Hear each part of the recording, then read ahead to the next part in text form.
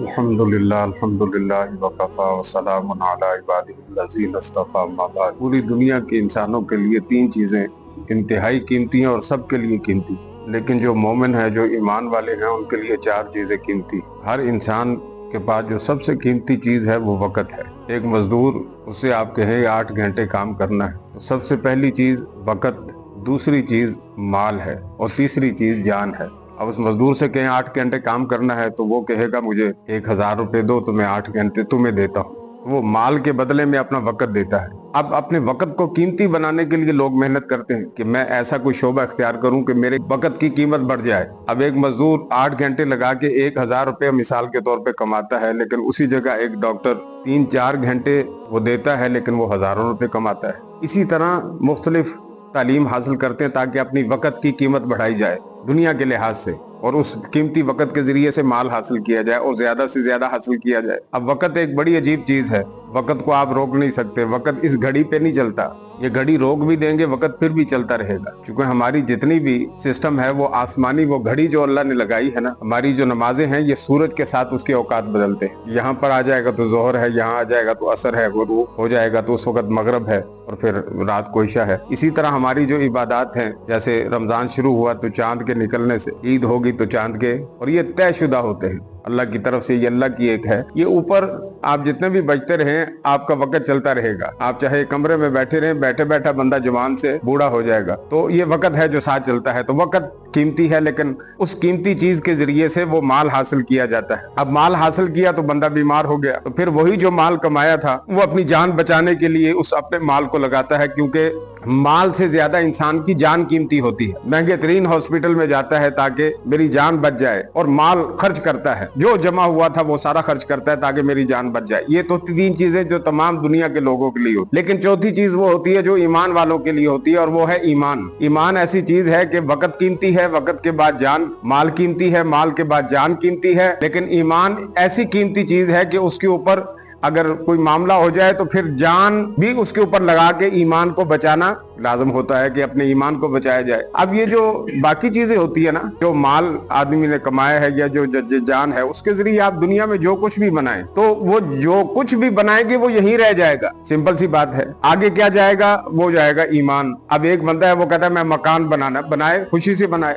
उसने अपने मुस्तकबल बनाना है, उसने अपना कैरियर बना, सब चीजें बनाए, लेकिन वो चीज भी तो बनाए ना जो आगे लेके जानी है। कैरियर यहीं रह जाएगा। जज था तो वो यहीं था, जर्नैल था तो वो यहीं था, हुक्मरान था तो वो यहीं था, वो सब कुछ यहीं रह जाएगा, लेकिन साथ जो चीज लेकर जाएगा वो ईमान है। अब ईमान कैसे बनता है, ईमान की हिफाजत कैसे की जाती है, और ईमान क्या चीज है कि जिसके बारे में कुरान मजीद ने कहा वल असर, जमाने की कसम। असर का जो वक्त होता है ना, अब इसकी मुख्तलिफ तफासीर की हैं उलमा ने कि वल असर, असर के वक्त की कसम, या फरमाया कि वल असर, जमाने की कसम, या फरमाया वल असर, हुजूर नबी करीम सल्लल्लाहु अलैहि वसल्लम के मुबारक जमाने की कसम। वल असर इन्नल इंसान लफी खुसर, बेशक इंसान खसारे में है। अब यहाँ दो लफ्ज होते हैं, एक लफ्ज बोला जाता है नुकसान और दूसरा बोला जाता है खसारा। जो माल का ज़िया हो, गुम जाए, मकान गिर जाए, जो भी, इसको नुकसान कहते हैं, लेकिन जो जात के अंदर कोई डिफेक्ट पैदा हो जाए इसे खसारा कहते हैं। तो फरमाया इन्नल इंसान लफी खुस्र, बेशक, अल्लाह कसम खा के कह रहे हैं कि बेशक इंसान खसारे में है, इल्लल्लज़ीना आमनू,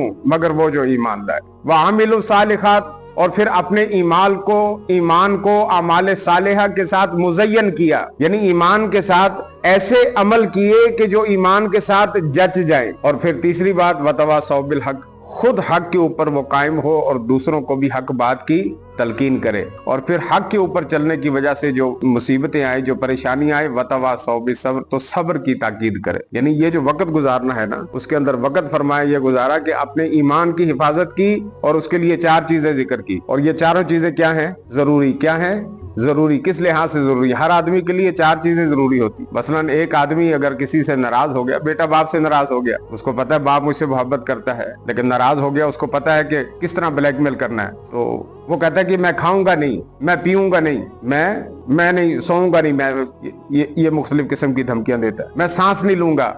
अब اب یہ بنیادی چیزیں ہیں نا، تو کوئی سمجھدار بندہ کہے گا اگر یہ چیزیں نہیں کرے گا تو کسی کا کوئی نقصان نہیں کرے گا، تو اپنا ہی نقصان کرے گا۔ 4 چیزیں، اگر کوئی کھائے نہ تو اپنا نقصان ہے، پیے نہ تو اپنا نقصان ہے، سانس نہ لے تو اپنا نقصان ہے، نیند نہ کرے تو اپنا نقصان ہے۔ تو سورۃ العصر میں بھی کتنی چیزیں بیان کی؟ 4۔ کہا الا الذین آمنوا وعملوا الصالحات وتواصوا بالحق وتواصوا بالصبر، یہ 4 کام اگر کوئی نہیں کرے گا تو وہ اپنا ہی نقصان کرے گا۔ اب یہ جو سورت ہے اس کے بارے میں حضرت امام شافعی رحمۃ اللہ علیہ فرماتے ہیں کہ سمجھدار بندوں کے لیے اگر پورا قرآن نہ اترتا، صرف یہ ایک سورت اتر جاتی تو اس کے لیے کافی تھی۔ اور اس کی مثال حضرت امام شافعی رحمۃ اللہ علیہ نے یہ دی کہ زندگی کی مثال ایسے ہے جیسے برف بیچنے والی کی برف، ایک آدمی برف بیچ رہا تھا نا، تو وہ آواز لگا رہا تھا کہ اس شخص پر رحم کرو جس کا سرمایہ پگھلا جا رہا ہے۔ دیکھیں نا، وہ جب تک نہیں بکتی اس کا انسان بھی تو بالکل برف کی طرح ہے، روز بروز پگھل رہا ہے۔ تو جس طرح وہ نقصان اور خسارے میں ہے، اسی طرح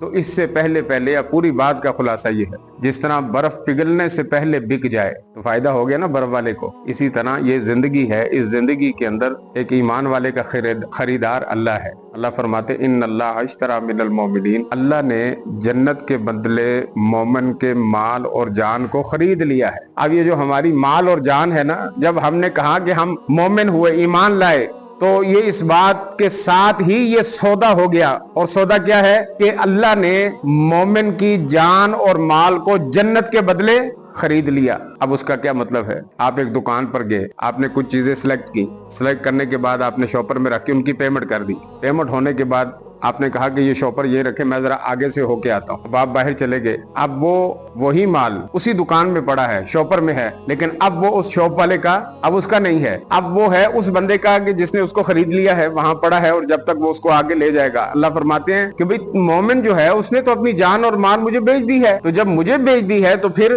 میں جیسے کہوں اس کو ویسے استعمال کرے، اور جب وہ میرے کہنے پر استعمال کرے گا تو پھر میں اس کو جو سودا ہوا ہے، سودا یہ ہوا ہے کہ تم اپنی جان اور مال مجھے دو، اس کے بدلے میں تمہیں کیا دوں گا؟ جنت دوں گا۔ تو یہ سودا ہے جو قرآن مجید نے ذکر کیا۔ اللہ عمل کی توفیق عطا فرمائے۔ الحمدللہ رب العالمین والعاقبۃ للمتقین والصلاۃ والسلام علی سید الانبیاء والمرسلین وعلی آلہ وصحبہ اجمعین۔ ربنا ظلمنا انفسنا وإن لم تغفر لنا وترحمنا لنكونن من الخاسرین۔ ربنا آتنا فی الدنیا حسنۃ وفی الآخرۃ حسنۃ وقنا عذاب النار۔ رب اغفر وارحم وانت خیر الراحمین۔ صلی اللہ تعالی علی خیر خلقہ محمد وعلی آلہ واصحابہ اجمعین برحمتک۔